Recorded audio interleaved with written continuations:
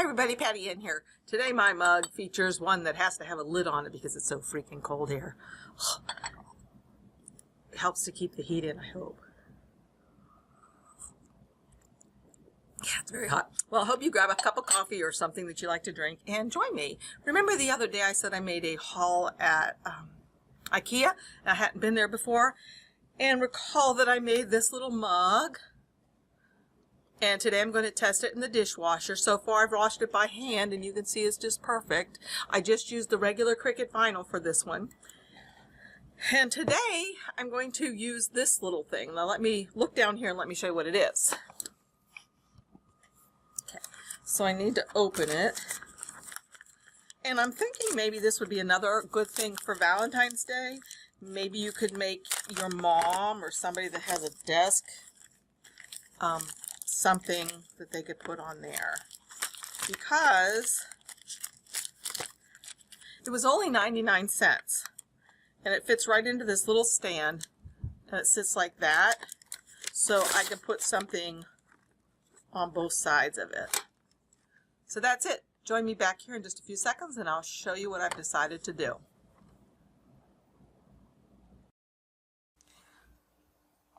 Okay, the first thing I want to do is I just want to measure this to get an idea of how big it is, and then I'll make a rectangle that big on my Cricut design space. So it's about 5.5 inches tall by about 3.5 inches wide. So I'm going to start by plugging those dimensions into a shape, 5.5 by 3.5. The two pictures that I show here show an example of what I ended up doing, and now I'll show you how I went about doing it. Okay, as I mentioned, the first thing I'm going to do is I'm going to come over here to the shape tool and get a square and make a square that is about 3.5 inches wide by 5.5 inches tall. So I'll uncheck the lock and I'll make this 3.5 wide. Oops.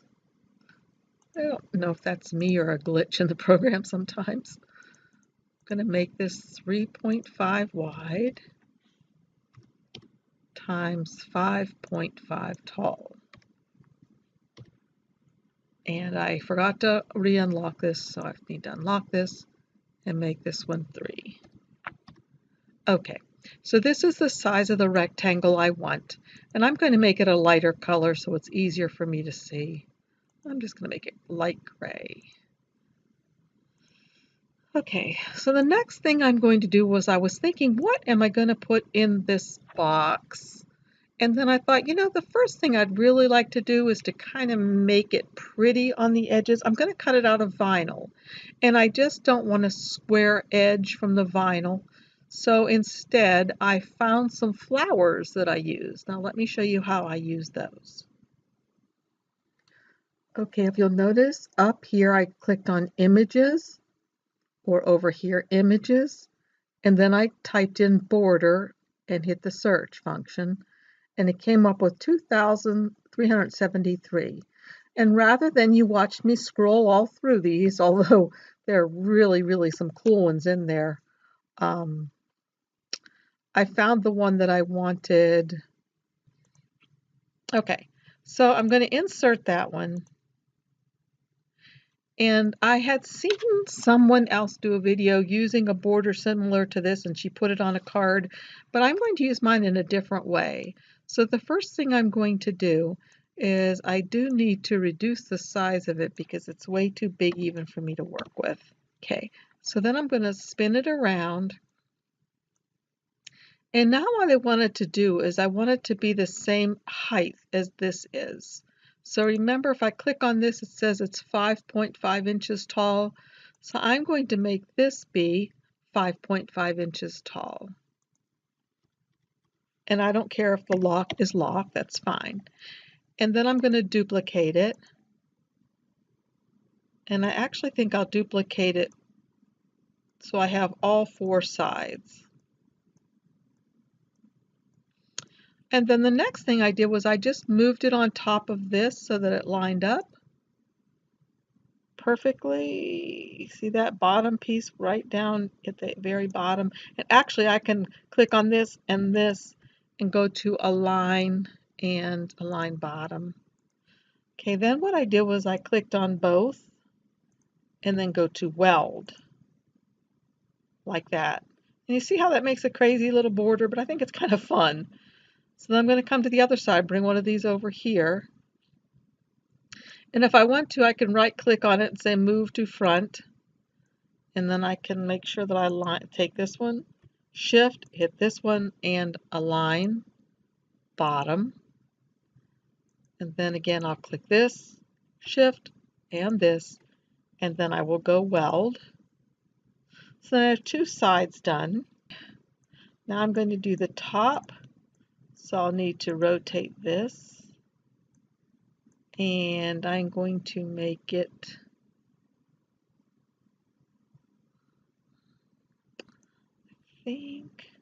I will change the size of this so that it is 3.5 inches wide. Okay, so that should fit up at the top perfectly. Then I'll click this, and weld. And then I'll do the same thing at the bottom. Rotate this. Change it so that it is 3.5 wide. And put it on here. Like that. That's good. I want to, I can make it a little bit bigger. And then click that, shift, click the other one, and weld. So there we have the beginning of what I wanted to do. The next thing that I did was I brought in another image, and I recall that the name of this one was Folk Art Heart. Folk Art Heart.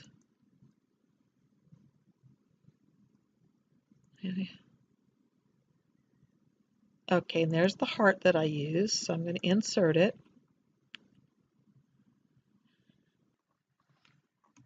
Okay, so the folk art heart is a little bit too big, so I'm going to resize it and move it over here just to see how it's going to look, because I'm going to have two of them mirrored. So let's see, what shall I do? I think the first thing I'll do is duplicate this one and then flip it vertically. So I'm going to have them like this. Okay. And then the next thing I'm going to do is I'm just going to take this one heart right here and slice it, because I want to get rid, I'm going to keep the pink layer, but I'm going to get rid of this layer and this layer, keep the pink. And now I'm going to click the pink one in the shift in the background and slice again. And this is going to allow me to slice this, so you can see how you can see the background there now. So I'm going to get rid of this and this. I think now I need to move this to the back so I can see the other one. And now I'm going to do the same thing again. Slice, keep the pink, remove this and this, put the pink back, and click the pink and the background and do slice again. And then I'll remove the pink and the tan. Get rid of those because I don't need them. And I'm left with exactly what I want. Well, and so then the only thing else that I did with this was I changed the colors of it. Let's see if we go to make it, what happens. It's all going to be on one sheet. And as you remember, I did mine out of a pretty purple. So I could change the color of this to purple if I wanted to, or lilac, or I think pink would be really pretty. Pink, and then just go to make it. So then the next thing I did was I made it, and I'll show you next how I did the flowers. So let me cancel this one. Go to another Cricut design space that I have opened up. Here's my one that I was working on. Let me come over here and hide the eyeballs. Then to find these, what I did was I went to images, and then I went to flower 3D, and it came up with all these ones that go around in a spiral. and those can be made into the flower like I have on my design. Okay, I've already weeded this one out, and now the next thing that I did was just to add a little pizzazz to it, because my purple that I have is not Cricut cardstock and it's kind of boring looking. I put it down on a paper towel, and I actually had some of these that are ancient, but they still work. I bet they're 10 years old at least. And I just kind of blobbed it on here a little bit. It's, I don't know, some kind of an ink. I guess for card making. I can't even remember why I had it or for how long. It's called Versacolor. I don't know. Maybe they still have them. But anyway, I just blobbed it on here a little bit, just dabbed it on, just to add a little bit of texture or dimension to the color. Okay. The other thing that I did was, and you really can't see it very much, but I have some of these sparkly things. So I put one of these on the very center. So if you'll notice, it starts here and it's thin, and then at the very center there's a rounded part. I'm going to put it on the rounded part because that's the last part that I do. Just press it down on there. Now I've seen some people say to go ahead and take a bone folder and just kind of gently go like this to the card. Now you have to be really gentle, because if you're not, it's really easy to rip it. But you can, like I just did, but you can see how that's really going to get it started. This one's really dangerous because it has such a thin little line, so I'm not even going to do that bone folding thing. But now I can just make a smaller flower. So I'm going to start. I don't have one of those tools that people say they use. I forget what it's called even. So I just use my fingers. So you just start wrapping it up. Just keeping the bottom part of it even. And you just keep wrapping and wrapping. Fairly close, fairly tight. I don't know if you can see what I'm doing. I'm just wrapping it around. I'm getting close to the end now. And when I get close to the end, ordinarily you use a glue gun for this, but I don't have mine heated up, so I'm just going to use Elmer's glue. So I'm going to put glue on this part right here.